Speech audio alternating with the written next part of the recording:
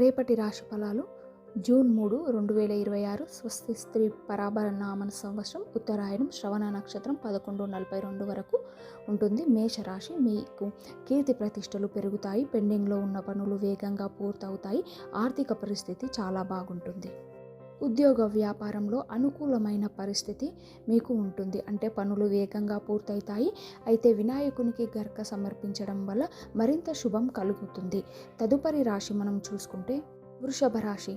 కొత్త వస్తువులను కొనుగోలు చేసే అవకాశం ఉంది. కుటుంబంతో ఆనంద వాతావరణం ఉంటుంది. శ్రమకు తగిన ఫలితం లభిస్తుంది. దూర ప్రయాణాలు కలిసి వస్తుంది. అయితే లక్ష్మీదేవి ఆరాధన చేయండి. ఏదైనా నైవేద్యం పెట్టి అమ్మవారి స్తోత్రం పఠించండి. తదుపరి రాశి మనం చూసుకున్నట్టయితే మిథున రాశి. అనవసరమైన ఖర్చులు కలిగే అవకాశం కనిపిస్తుంది. ఆర్థిక లావాదేవీల్లో కొద్దిగా జాగ్రత్తగా ఉండాలి. సహోద్యోగులతో అనవసరమైన వాదనలకు వెళ్ళకూడదు. ఆరోగ్యంపై శ్రద్ధ పెట్టండి. దూర ప్రయాణాలు నిలిపివేయడం మంచిది. సంకష్టహర చతుర్థి 11 గంటల వరకు ఉంది కాబట్టి ఓం గం గణపతియే నమః అని 21 సార్లు స్మరించండి. తదుపరి రాశి మనం చూసుకుంటే అయితే కర్కాటక రాశి. నూతన ఆదాయం మార్గాలు అన్వేషిస్తారు. సమాజంలో గౌరవం పెరుగుతుంది. జీవిత భాగ్యస్వామి నుంచి మంచి మద్దతు లభిస్తుంది.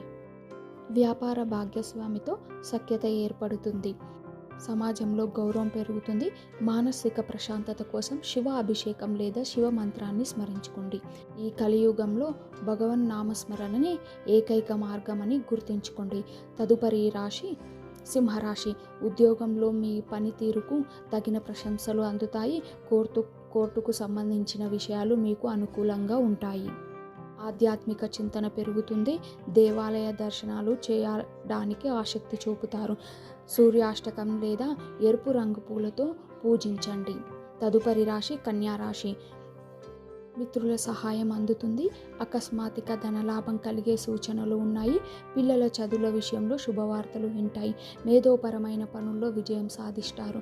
పరిహారం ఏంటంటే ఇష్టదైవానికి కర్పూర హారతి ఇచ్చి పచ్చని పండ్లు లేదా తీపి పదార్థం నైవేద్యంగా పెట్టండి. తర్వాత తులారాశి.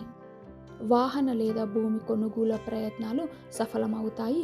బంధుమిత్రులు ఇంటికి రాకతో సందడిగా మారుతుంది. అయితే పెట్టుబడులకు వెళ్ళకండి. కనకదార స్తోత్రం పఠించండి. ఆర్థిక ఇబ్బందులు తొలగిపోతాయి. తదుపరి రాశి వృశ్చిక రాశి. మీ ఆత్మవిశ్వాసం పెరుగుతుంది. తోబుట్టుల నుంచి మద్దతు లభిస్తుంది. చిన్నపాటి ప్రయాణాలు అనుకూలంగా ఉంటాయి. నూతన పనులకు శ్రీకారం పెట్టొచ్చు. పారాయణ హనుమాన్ చాలీస చేయండి. తదుపరి రాశి ధనుసు రాశి. సంభాషణంలో మాధుర్యం ఉంటుంది. దీనివల్ల నిలిచిపోయిన పనులు పూర్తవుతాయి. ధన ప్రవాహం బాగుంటుంది. కుటుంబంలో ఉన్న చిన్నపాటి విభేదాలు తొలగిపోతాయి. దత్తాత్రేయుని స్మరించుకోండి. తదుపరి రాశి మకర రాశి. వ్యాపారంలో నూతన పెట్టుబడులు పెట్టడానికి అనుకూలమైన సమయం. ఆరోగ్యం స్థిరంగా ఉంటుంది. మనస్సు ఉత్సాహంగా ఉంటుంది.